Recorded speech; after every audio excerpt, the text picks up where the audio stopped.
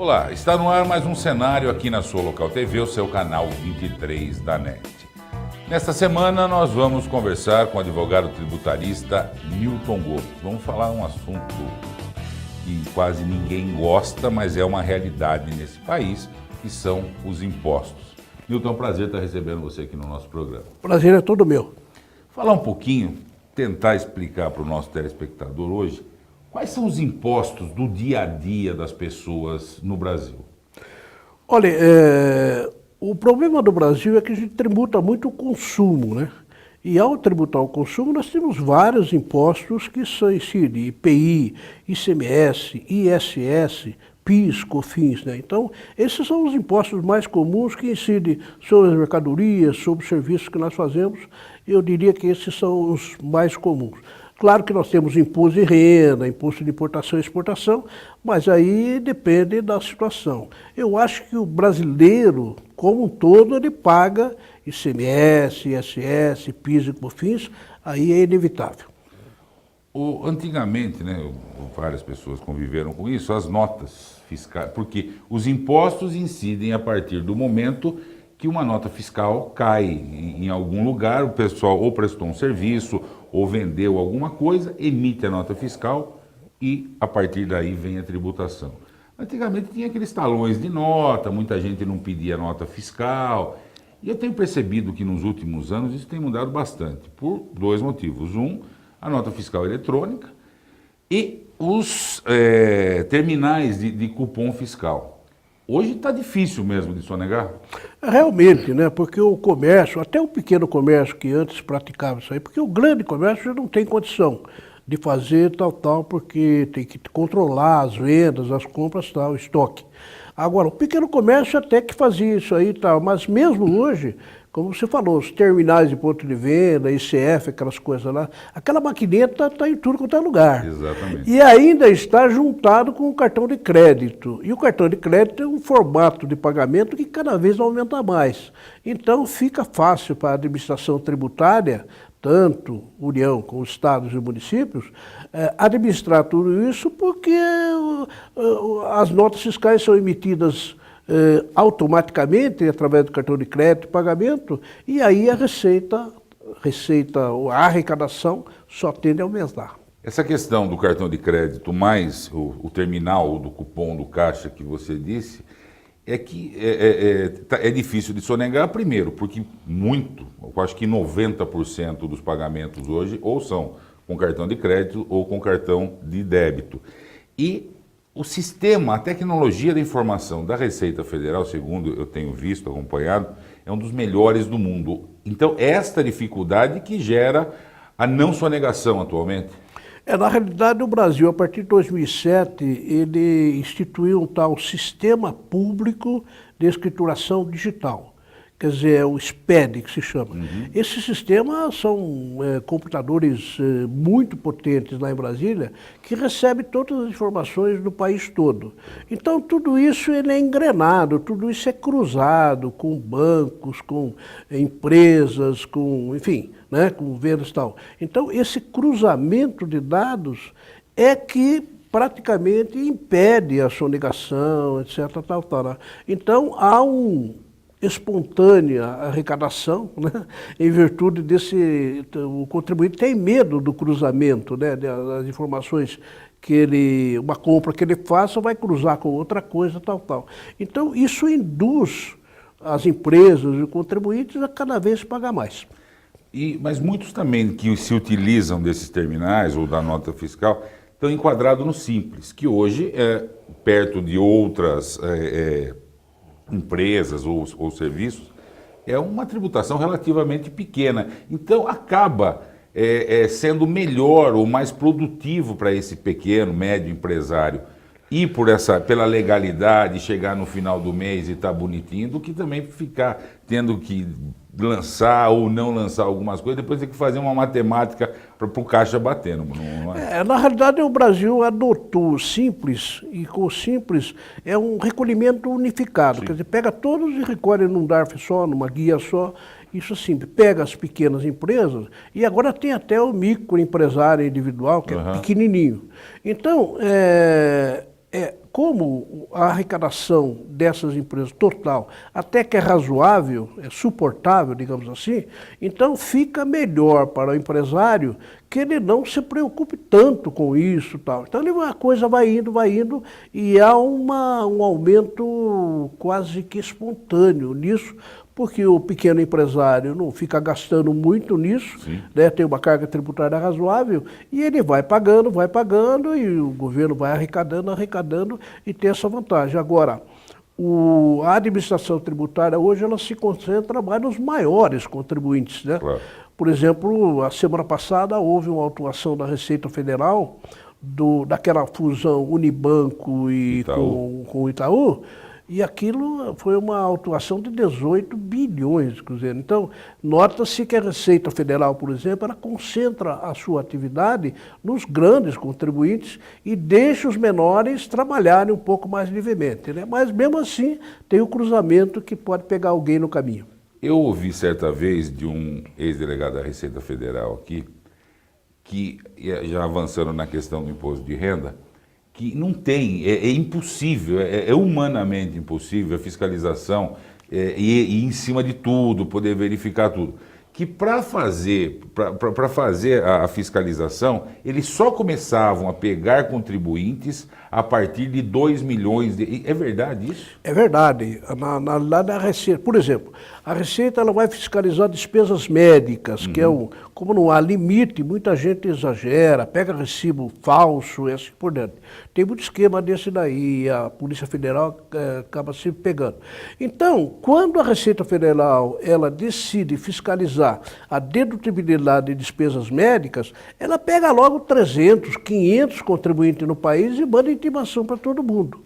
Isso só é possível com o computador, com a informática, né? Então, na realidade, a Receita hoje, para os contribuintes de maneira geral, ela prefere uma fiscalização via tecnologia da informação, porque ela pega muita gente e o pouco que ele vai arrecadando em cada uma já dá uma arrecadação bastante substancial. Mas o fisco mesmo, a fiscalização, os técnicos e tal, eles ficam voltados para os maiores contribuintes. Nós estamos com o cenário desta semana, conversando com o advogado tributarista Newton Gomes. Vamos para um breve intervalo e voltamos já.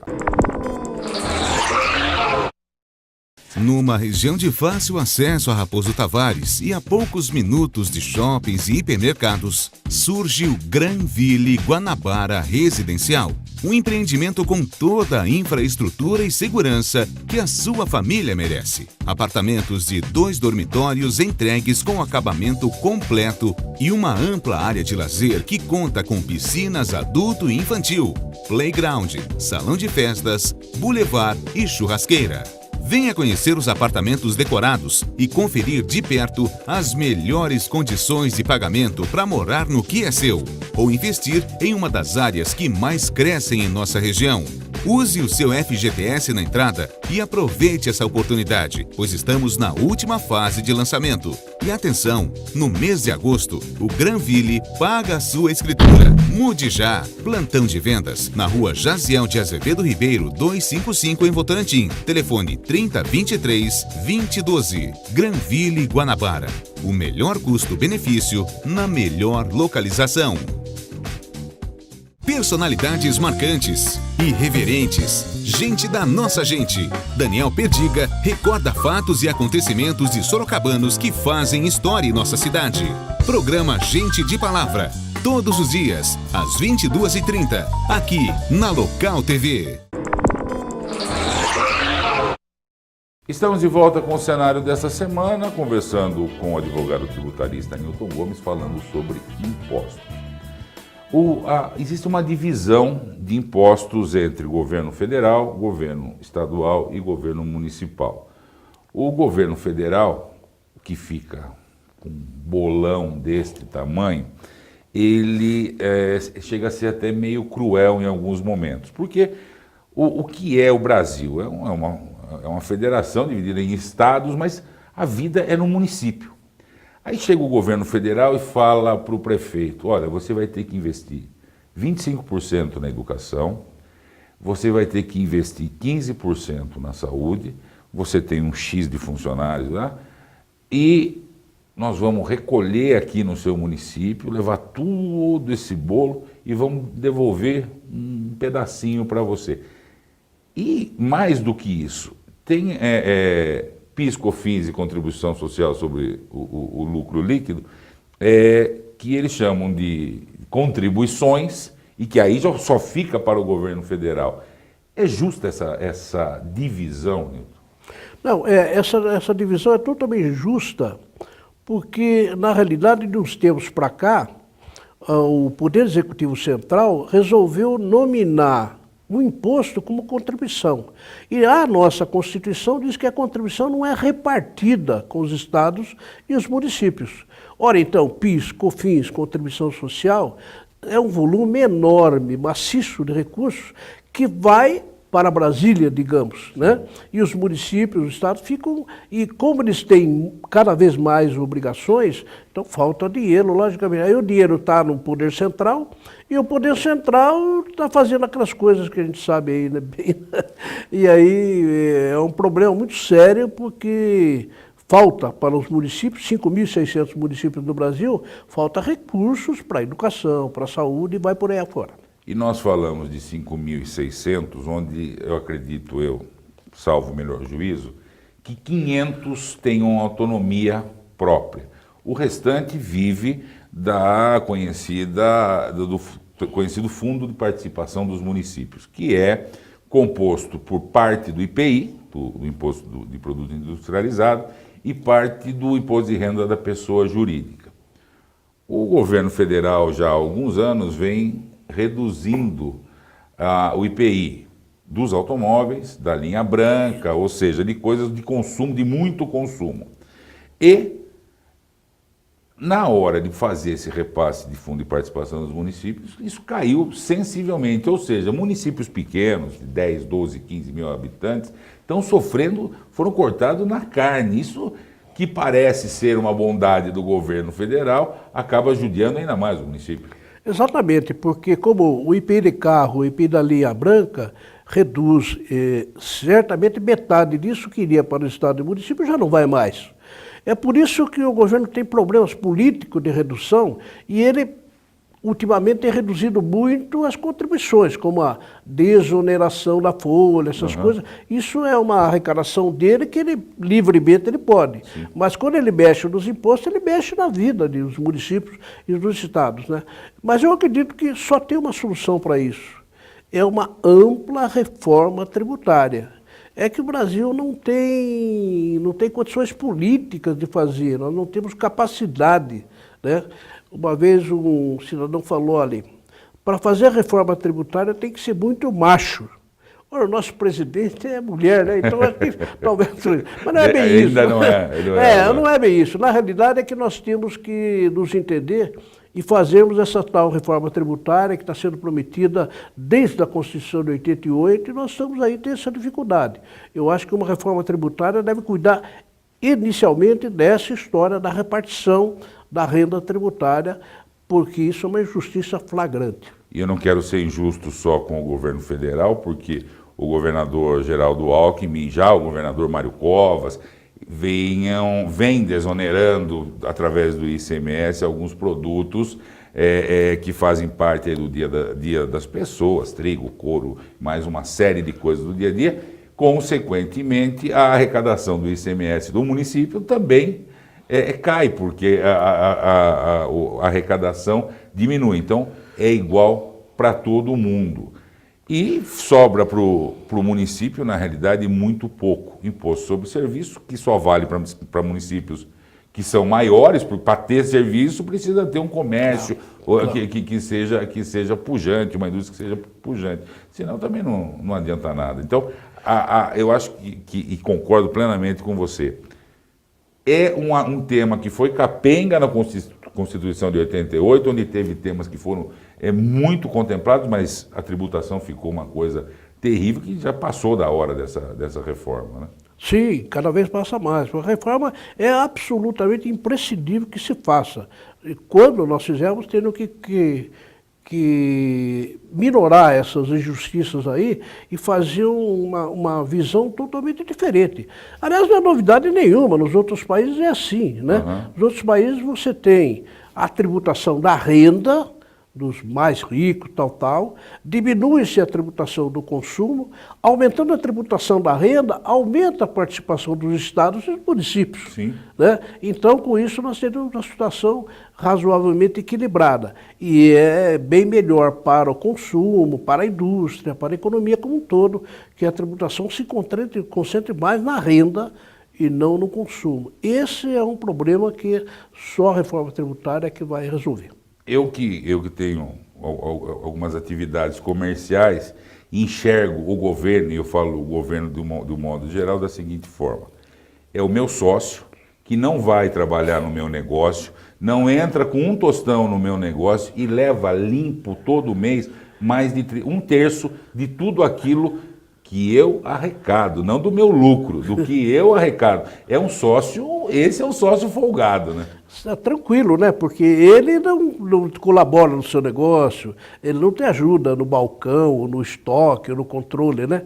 E essa questão da informática também tem um perigo maior ainda, porque através da informática o governo a administração tributária tem transferido a responsabilidade de tudo para a empresa. Sim. É ela que tem que pagar o contador, pagar o escritório para fazer todas essas obrigações que a Receita Federal e Estadual já não faz mais. Nada. Tudo isso é feito pelo contribuinte. Então custa, né?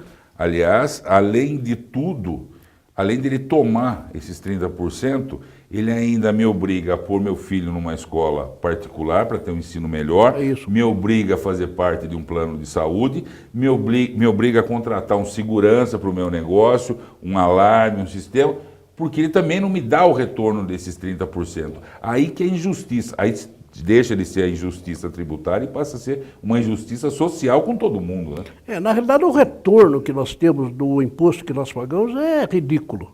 É ridículo. Porque muito do que vai não volta mais, vai para outros caminhos, né?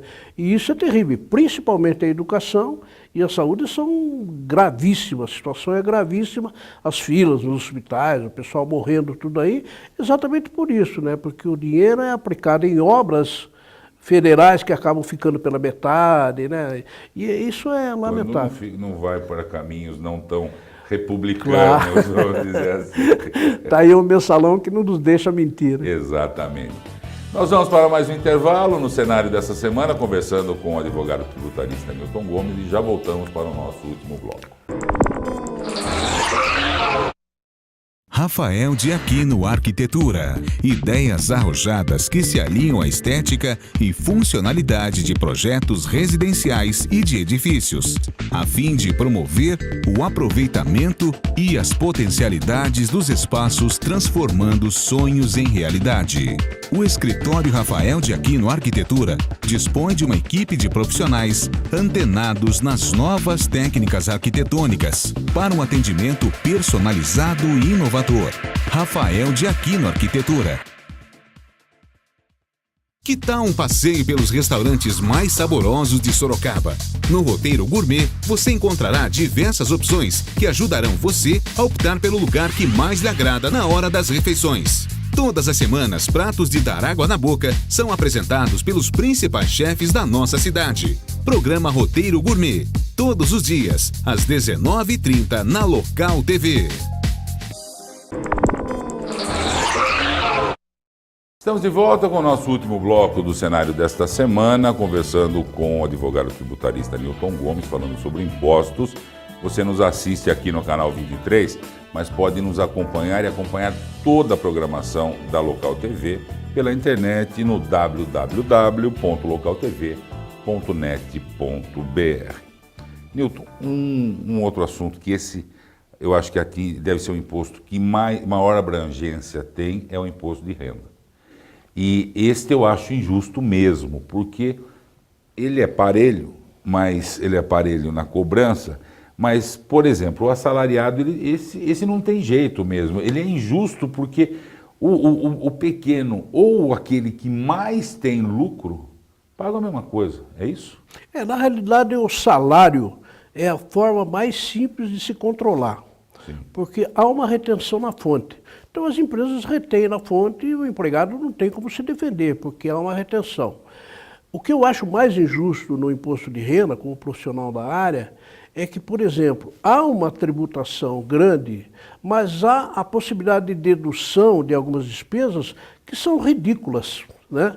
Se você imaginar cerca de R$200 por mês de despesas com instrução, onde é que a gente vai numa escola que se paga R$200 por mês? Talvez né? não pague o transporte para ir para a exatamente, escola. né? O uniforme, o caderno. Então, Uhum. Isso é um absurdo. E você não pode, por exemplo, deduzir livro, não pode deduzir caderno, nada disso é dedutível, somente a matrícula e a mensalidade da escola. Isso é um absurdo. A dedutibilidade por dependente também, né? Pô, você sabe quanto custa uma criança, né? Então, o valor é irrisório, é ridículo em relação a isso. Então, além da injustiça do imposto de renda, porque ele é centralizado basicamente no trabalho assalariado, e o assalariado não tem como se defender, tem que pagar mesmo, porque ele fica tudo na fonte. Quando ele faz um ajuste na sua declaração anual, ele acaba surpreendendo porque ele gastou de escola 10 mil e deduz 2. Certo. Porque o filho dele custou 8 mil e ele pode deduzir 2. Então, isso simplesmente agrava mais o problema. Porque o imposto de renda ele tem uma característica, ele é progressivo. O princípio dele é progressivo, quer dizer, quem ganha mais, paga mais. Quem ganha menos, paga menos. E quem ganha pouco, não paga nada. Ora, o que acaba acontecendo no Brasil é que quem ganha mais acaba não pagando, claro, né, porque tem todo um planejamento tributário que é possível fazer. Quem ganha médio acaba pagando a conta, né, porque as deduções são ridículas. E aí isso me incomoda pessoalmente numa outra questão. O governo entende que tudo é renda. E nem sempre tudo é renda. Tá bom, o salário é renda, mas uma gratificação por alguma coisa, eu já não entendo como renda, é uma gratificação que não vai acontecer, pode não acontecer no próximo mês, pode daquele momento, um adicional por insalubridade, alguma coisa assim, e ele passa a régua geral, né? Tudo entra no bolo da renda. Lá o princípio do imposto de renda no Brasil, ele diz o seguinte: toda vez que houver um acréscimo patrimonial, incide o imposto de renda, salvo quando a legislação falar que não incide. Então, para que você evite essa incidência, é necessário que tenha uma lei. Essas leis são pequenas, são poucas hipóteses da isenção, né? Então, agrava muito mais o problema, porque qualquer renda, de qualquer tipo, venda onde vier, será tributável enquanto não existir uma lei que diga que ela é indedutível. Aliás, eu tenho visto poucas vezes alguma lei que reduza a carga tributária. Eu vejo leis que aumentem a carga tributária. Há uns anos atrás, e é bandeira dele até hoje, o professor Marcos Cintra defendeu e continua defendendo um único imposto. O imposto de 1% em todas as transações financeiras que o sujeito fizesse. Como é que você, como um advogado tributarista, enxerga essa proposta do Marcos Cintra? Na realidade, eu conheço a proposta do professor, que é respeitável e tudo, mas eu sempre fui totalmente contra essa ideia do imposto único. Primeira razão, isso não foi aplicado em nenhum país do mundo. Nenhum país do mundo aplica isso, que não funciona. E segundo, que seria uma injustiça terrível, porque você pega um bilionário, que ele vai pagar o mesmo imposto que eu pago, o mesmo percentual, né? Então, o imposto de renda é bom porque ele separa a coisa. O IPI, por exemplo, é um imposto seletivo. O IPI tem coisas que não paga nada e tal, mas quando é iate, como é isso, o IPI é alto, né? Nesses artigos suntuosos, etc., o imposto é maior. Então, a justiça da carga tributária, ela está exatamente quando você pode tratar as coisas seletivamente. Certo. Tratar os contribuintes, não ganha nada, não paga nada, ganha um pouco, paga um pouco, assim. Essa é a justiça de um sistema tributário bom. Isso não se consegue no imposto único, com certeza. E a tributação necessariamente tem que ser por lei ou ela pode ser feita por decreto? Por exemplo, uma curiosidade, o cigarro, a tributação do cigarro deve ser a maior tributação do país. Quase que 70% da indústria do cigarro é tributo. Como é que faz para fazer essa oneração de tributo? Na verdade, no Brasil existe o princípio da legalidade. Nenhum tributo poderá ser cobrado se não existir uma lei para tal. E cada poder tem o seu poder de tributar, né? E tem que ser aprovado no Congresso, ou nas assembleias, ou nas câmaras dos vereadores. Então, não existe tributo sem lei. Qualquer tributo que for cobrado sem que exista uma lei, ele é considerado inconstitucional e ele tem que parar, né? Qualquer juiz manda parar. Foi o que fez na época o governador Mário Covas quando aumentou o ICMS do estado de São Paulo de 17% para 18%, onde esse 1% só poderia ser usado na habitação, na construção de casas populares. Exatamente. E aí tem um agravante mais, porque você veja bem, basicamente, nós temos 3 tributos. Tributo é geral. E depois é o imposto, é a taxa e a contribuição de melhoria. O imposto você paga e não sabe para onde vai. Aí alguém manda lá. A taxa, você paga, por exemplo, uma taxa para emitir o passaporte. Então você sabe, tem um serviço. Certo. E a contribuição de melhoria, você paga quando melhora o seu imóvel, passa uma estrada, passa uma ponte, aí você tem que dar uma contribuição. Então, na realidade, o imposto, ele não tem nenhuma aplicação. Essa questão de você aumentar o imposto para aplicar em casa ou escola, né, para dar o destino correto, é inconstitucional. O imposto não tem, ele tem que ir para o orçamento. Sim. E depois vai para lá. Esse problema do 1%, ele barrou exatamente por isso aí. Aí teve que se fazer uma outra aplicação para conseguir, porque não se pode destinar o imposto para determinada aplicação específica. Tá certo, estamos chegando no final desse cenário desta semana. Agradeço a sua presença aqui, Nilton, esclarecendo isso para a gente, e vamos torcer que o pessoal de Brasília acorde, apesar que eles não querem muito, e que façam de verdade uma reforma tributária nesse país. Muito obrigado. Quando você fala de imposto, eu gosto sempre de lembrar uma frase de um comediante inglês que diz o seguinte, né? Só existem duas coisas certas na vida do ser humano, a morte e os impostos. Então, fazer o quê? Nós temos que lidar com isso. Tá certo, muito obrigado. Nós vamos ficando por aqui essa semana. Semana que vem estaremos de volta com mais um cenário aqui na Local TV, o seu canal 23 da NET. Eu espero todos vocês até lá.